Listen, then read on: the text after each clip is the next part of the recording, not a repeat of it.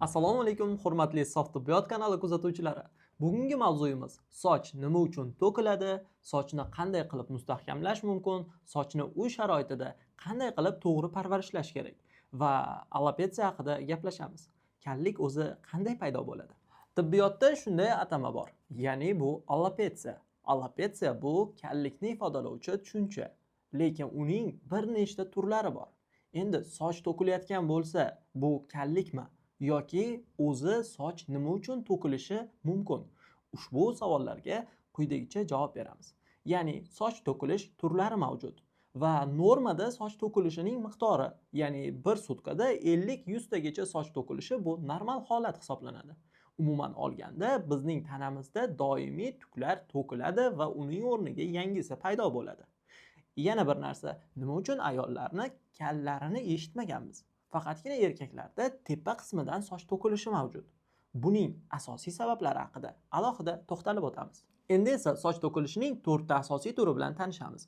Birinchisi bu androgen alopetsiya, ikkinchisi alopetsiya areata, uchinchisi telogen effluvium, to'rtinchisi anagen effluvium. Bu turlar bir necha bosqichlarda bo'lishi mumkin va sochning o'zini fazalariga ko'ra to'kilishiga sabab bo'ladi. Androgen alopetsiya. Androgen alopetsiya bu gormonlarning o'zgarishi, aniqroq qilib aytganda testosteron gormonining ko'payib ketishi natijasida u dehidrotestosteronga parchalanadi va dehidrotestosteron aynan soch ildizlariga ta'sir qiladi. To'g'riroq qilib aytganda tepa soch ildizlariga ta'sir qiladi. Buning natijasida chakka va tepa soch ildizlari to'kiladi va unga reaksiya bildiradi.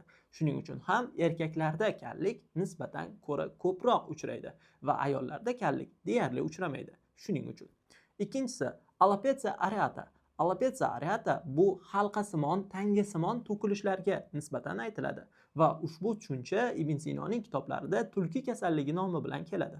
Tulki kasalligi asosan zaharlanish natijasida yoki autoimmun jarayon natijasida bo'lishi mumkin. Buning asosiy sababi esa stress, ya'ni qattiq hayajonlanish, tanadagi qaysidir fermentlarning juda ham ko'p miqdorda ishlab chiqarilishi bo'lishi mumkin va buning etiologiyasi hali to'liq o'rganilmagan.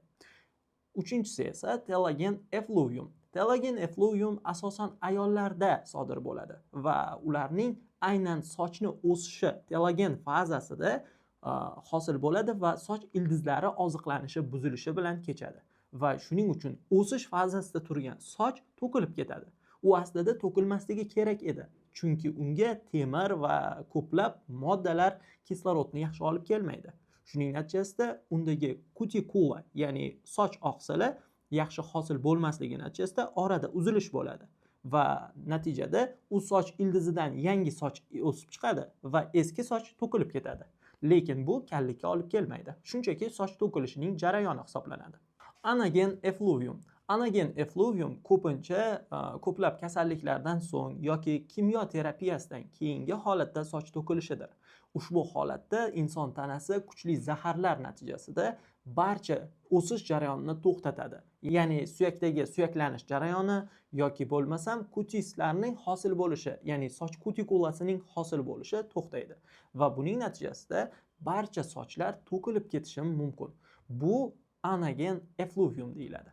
Yana ba'zida chandiqli alopetsiya ham uchraydi. Chandiqli alopetsiya bu asosan soch birikmalari bo'lmagan joyda biriktiruvchi to'qimaning rivojlanishi yoki qandaydir bir tashqi mexanik jarohat evaziga terining zararlanishi natijasida u yerda biriktiruvchi to'qima rivojlanishi, chandiqlanish natijasida soch ildizlari paydo bo'lmaydi va u yerda umuman soch o'sib chiqmaydi.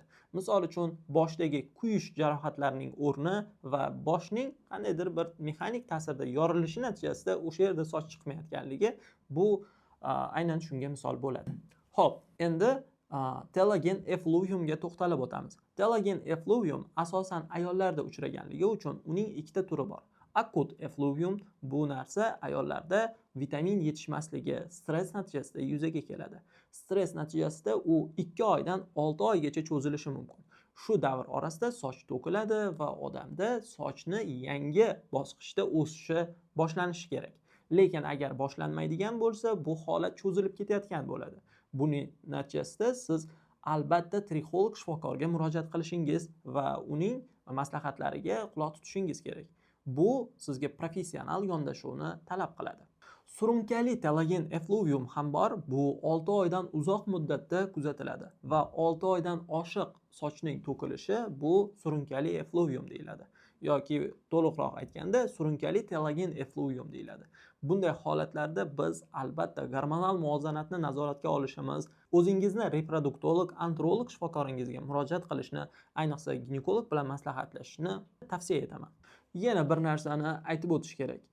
Ba'zida tabiiy ravishda soch to'kilish jarayonlari bo'ladi. Bu mavsumiy bo'lishi mumkin. Masalan, bahor oylarida soch to'kilishi bu tabiiy hol yoki kuz oylarida ham to'kilishi mumkin. Undan keyin esa homiladorlikdan so'ng sochlar to'kilishi bu tabiiy hol. Chunki tanada gormonal muvozanat o'zgaradi. Undan tashqari, kalsiy yetishmovchiligi natijasida ham sochlar to'kilishi mumkin. Bunga alohida videoni oxirida xalqchil retseptlarimiz bilan javob beramiz. Hamda eng yaxshi sochni o'stiradigan vosita haqida aytib o'tamiz. Biz bilib oldik, alopetsiya bu soch to'kilishi kasalligi, umumiy qilib aytganda. Lekin ularning turlari haqida ham bilib oldik. Endi biz sochning o'sish fazalari haqida gaplashamiz. Soch qanday o'sadi? Soch birinchi navbatda anagen fazada o'sadi va 6 yilgacha sizga xizmat qilib beradi. Bitta o'sib chiqqan soch tolasi 6 yil muddatda sizning tanangizda turadi va u maksimal darajada uzunlikkacha yetib borishi mumkin. Va o'zi 6 yildan keyin katagen fazaga o'tadi. Katagen fazada soch bir necha oy davomida xizmatini to'xtatadi va o'sishdan umuman to'xtaydi. Va u shunchaki tanada o'zida turadi. Bu muddat 3 yilgacha cho'zilishi mumkin. 6 oydan 3 yilgacha. Undan keyin esa bu soch telogen fazaga o'tadi. Telogen faza bu soch ildizidan bo'shashib, uning tushib ketishi bilan tugallanadi. Lekin ba'zida eksogen faza ham farqlanadi. Eksogen faza bu soch ildizlarining yangi soch bilan almashinuvi, ya'ni eski soch o'sib ketayotgan paytida xuddi o'sha yerdan yangi soch ham o'sib chiqadi. Bu esa eksogen faza deyiladi. Va eski soch tushib ketadi, uning o'rnini esa, uning ozuqalarini esa yangi soch olishni boshlaydi. Sochi qalin odamlarda aynan eksogen faza juda ham yaxshi rivojlangan bo'ladi. Yuqorida siz alopetsiyaning turlari haqida bilib oldingiz. Undan tashqari sochning o'sish fazalarini ham yaxshi bilasiz. Endi esa biz qanday qilib aqlli boshdan ahmoq sochlarni ketib qolmasligini ta'minlashimiz mumkin. Birinchi navbatda biz eng kerakli vitamin va minerallarga to'xtalib o'tamiz. Misol uchun anemiya ham soch to'kilishiga sabab bo'ladi.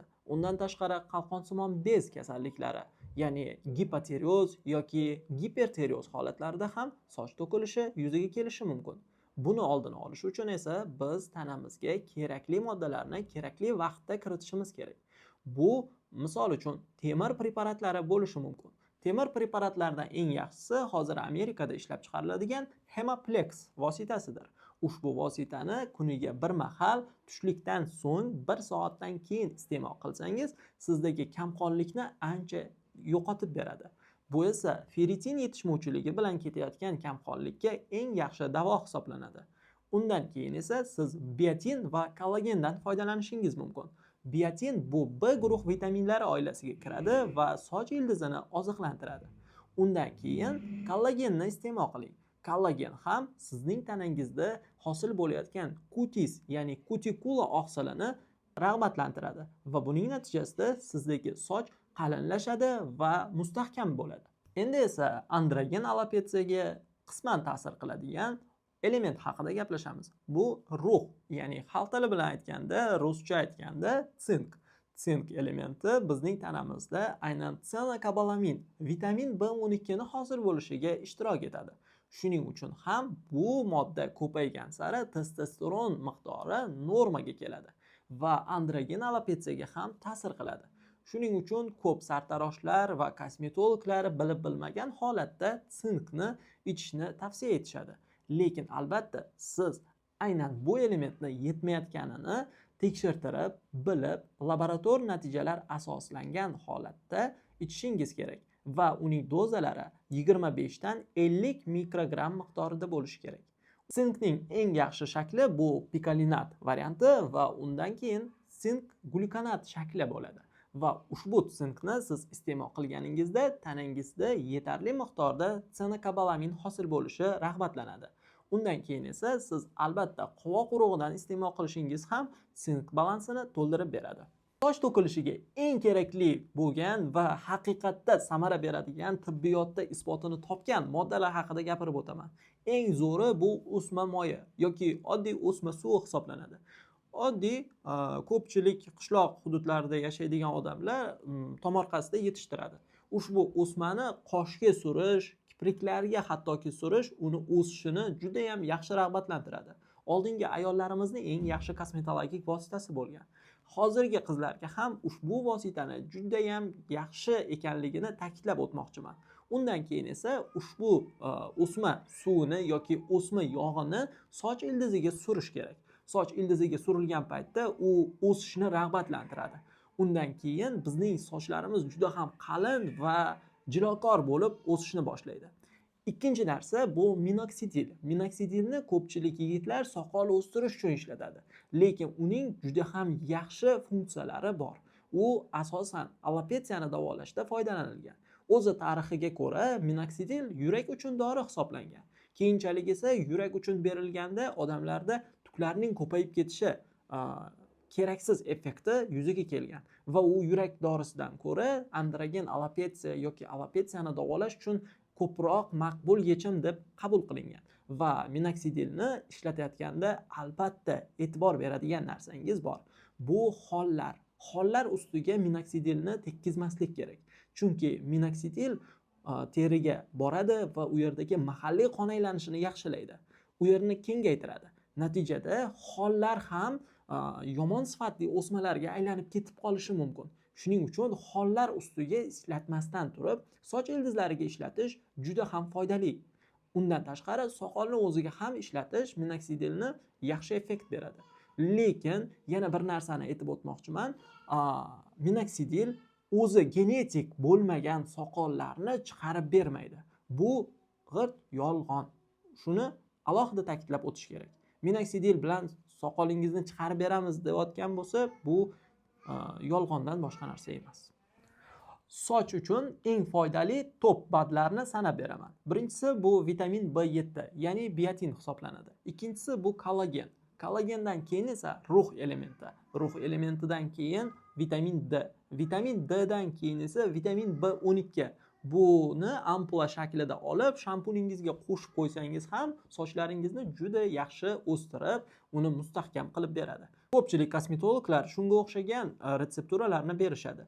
Lekin eng yaxshisi oddiygina B12 va B6 vitaminlarni ampulasini shampuningizga ikkita ampuladan qo'shishni tavsiya etaman. Lekin yuqorida aytib o'tganim kabi hollarga ehtiyot bo'ling. Undan keyin esa temir preparati. Temir preparati va rux elementi bizning tanamizda kamqonlikni oldini oladi va temir yetishmovchiligi bilan ketayotgan hamda B12 bilan ketayotgan kamqonlik davosi tufayli bizning sochlarimiz yana ham yaxshi o'sishni boshlaydi. Shuning uchun bu narsaga e'tibor bering. Endi esa xalqchil bo'lgan eng yaxshi retseptlarga to'xtalib o'tamiz. Soch ildizi uchun sunnat amal bo'lgan zaytun moyi. Zaytun moyi soch ildiziga surilgan paytda juda ham foydali va uni jilokor qilib beradi. Bu juda ham eng yaxshi retseptlardan hisoblanadi. Endi zaytun moyiga qanday moddalarni qo'shishimiz mumkin? Tuxum sarig'ini qo'shsak, bu juda ham foydali niqobga aylanadi va sochni yaxshi oziqlantiradi. Sochni chiroyli jilokor qilib beradi. Undan keyin ushbu niqobdan so'ng biz sochimizni yaxshi yuvib tashlashimiz va toza holatda saqlashimiz kerak. Sochlarni o'stirayotganda siz ularni toza turishiga e'tibor bering. Chunki soch muhiti juda ham bakteriyalarga sezuvchan bo'ladi va buning natijasida soch ildizlarida zamburug'lar rivojlanishi mumkin. Ba'zi hollarda alopetsiya bilan birga qazg'oq kasalligi ham bo'ladi.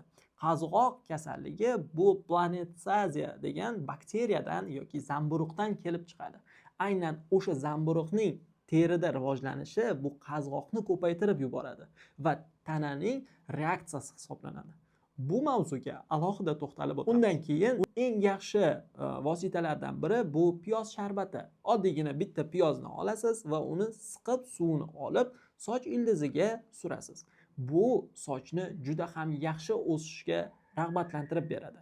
Hamda bizning tanamizda soch uzun va jilokor. Telagen effluviumga eng yaxshi samarali vosita hisoblanadi. Ya'ni ayollar uchun eng foydali. Yuqoridagi retseptlarga qo'shimcha sifatida eng kerakli retseptni yana 3 tasini sanab o'taman. Birinchisi bu qora sedana yog'i. Qora sedana yog'i antioksidant va antibakterial xususiyatga ega va soch ildizida zamburug'lar bo'lishiga ham yaxshi ta'sir ko'rsatadi. Lekin zamburug'lar bo'ladigan bo'lsa, albatta dermatolog shifokorga murojaat qiling hamda u zamburug'larga qarshi vositani beradi. Buni natijasida siz zamburug'lardan qutulasiz. Bunga aptekada eng yaxshi vosita dermazol shampuni hisoblanadi. Dermazol shampuni tarkibida antibakterial va antifungitsitar moddalar borligi uchun siz zamburug'lardan to'liq qutulishingiz mumkin. Lekin yostig'ingizga ham e'tibor bering. Yostiqni ikkita qilsangiz, demak sochlaringiz to'kilib ketishi ehtimolligi oshadi. Yana bir muhim retsept bu zig'ir, ya'ni repa yog'i hisoblanadi. Bundan tashqari siz lavlagi sharbatidan ham foydalanishingiz mumkin. Lavlagi sharbati ham soch ildizlarini yaxshi oziqlantirib beradi. Eng kerakli narsa esa bu zaytun moyi va unga qo'shilgan tuxumli niqobdir. Shuni yodingizda tuting va o'sha niqobga B12 ampulasidan qo'shib yuborsangiz, yana ham yaxshi natijaga erishasiz. Sizga uzun va jilokor sochlar hamda go'zal hayot tilagan holda Sof tibbiyot jamoasi sizning sog'lig'ingiz haqida qayg'urdi. Bizni kuzatishda davom eting, ijtimoiy tarmoqlarda bizni qo'llab-quvvatlang. Har bir kommentariy biz uchun muhim. Kommentariyda o'z fikrlaringizni, o'z retseptlaringizni biz bilan o'rtoqlashing. Bu ko'plab insonlarga foydali bo'ladi. Shuning uchun sof tibbiyotni kuzatishda davom eting.